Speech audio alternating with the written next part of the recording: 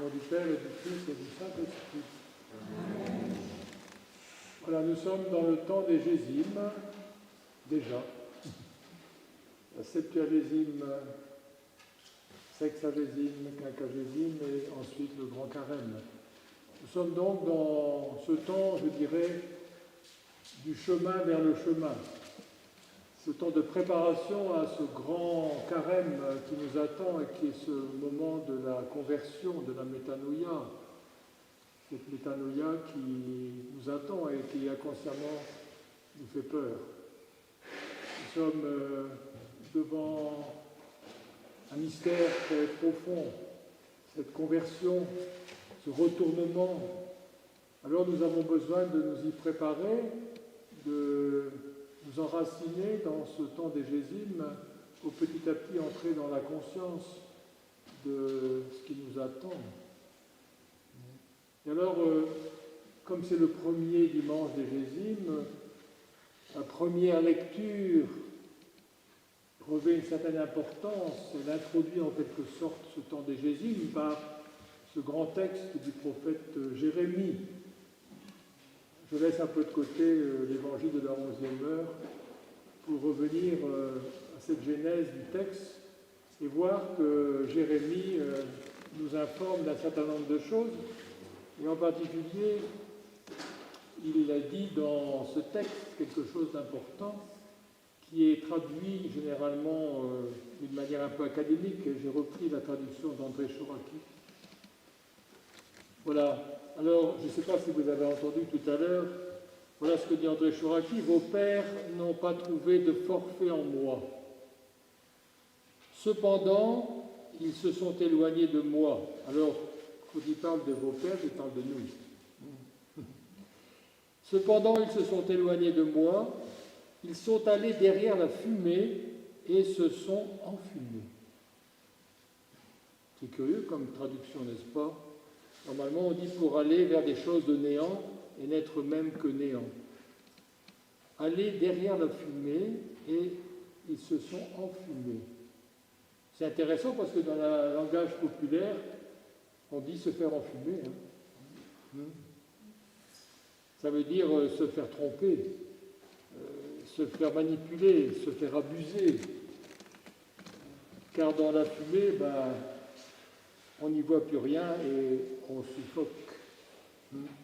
D'ailleurs, quand on fait les cours de secouriste, on dit que quand il y a de la fumée, il faut se mettre en bas pour pouvoir respirer. Alors donc, est-ce que je me fais enfumer? Et par quoi? Et par qui? Alors ça ressemble assez à notre état de conscience, le fait d'être enfumé. Ça ressemble assez à notre état de conscience lorsque nous oublions d'être conscients.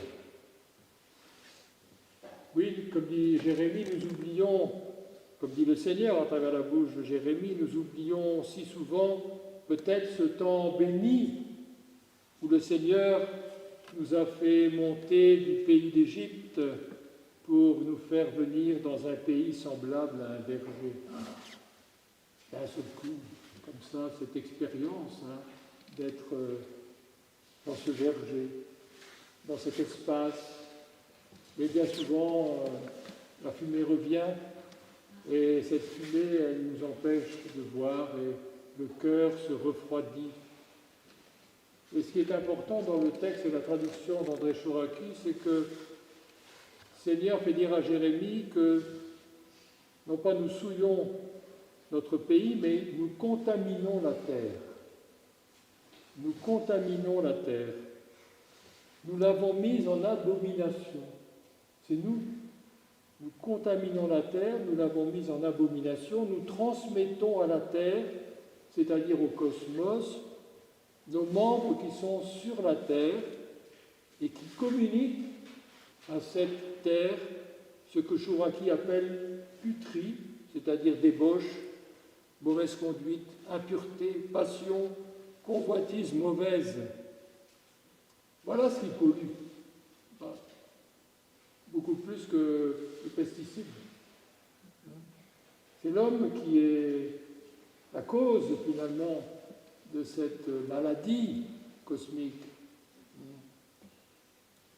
Alors à cause de cela, la brûlure, Ishuraki et non la colère, la brûlure d'Élohim vient sur les fils de la révolte. C'est quoi cette brûlure? La brûlure d'Élohim vient sur nous, les fils de la révolte. C'est quoi les fils de la révolte? C'est ceux qui passent leur temps à refuser ce qui est, à dire non, à cultiver le non de l'instant. La présence d'Élohim dans ce non, dans ce refus de la vie, la présence d'Élohim se transforme en brûlure, souffrance insupportable pour les fils de la révolte. Ce feu, c'est le feu divin, c'est le feu du buisson ardent, feu qui détruit, quoi? La révolte, et qui illumine le pneumatophore. Le porteur du feu de l'esprit ne peut plus être brûlé par le feu divin, mais il est embrasé, ce qui est quand même différent. Ce temps, donc, qui s'ouvre devant nous, nous invite à revêtir le nouveau combustible, si je puis dire. Quel est ce combustible? Écoutons saint Paul. Revêtez-vous donc comme des élus d'Élohim, hommes consacrés et aimés.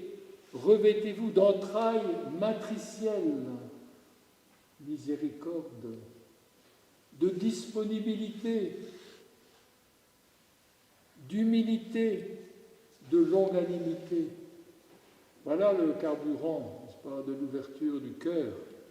Supportez-vous les uns les autres. Ah. Supportez-vous les uns les autres autant que vous le pouvez.